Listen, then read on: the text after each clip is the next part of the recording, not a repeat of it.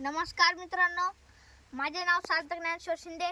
मी आज हडपसावरगाव येथे वसंतराव कोल्हे यांच्या वावरामध्ये कॅप्सूल मक्का पाण्यासाठी आलो होतो. आपण बघूया कॅप्सूल वाणाचं कणीस. त्याचे वैशिष्ट्य म्हणजे ते टोकापर्यंत भरलेले व मजबूत कणीस. आपण पाहू शकता या कॅप्सूल मक्काचे नारंगी दाणे.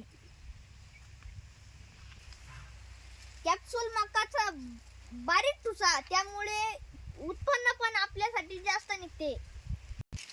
कॅप्सूल या मक्काची मध्यम उंची, त्याच्यामुळे आपल्याला खूप उत्पन्न पण निघते आणि नासधूस पण होत नाही.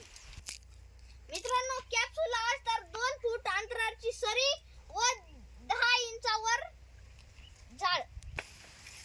हे कॅप्सूल नावाचे कणीस, याचे एक मजबूत अवतरण, याच्यामुळे त्याच्यामध्ये पाणी जात नाही व आळे पण शिरू शकत नाही. बघितलं ना कॅप्सूलचे गुण.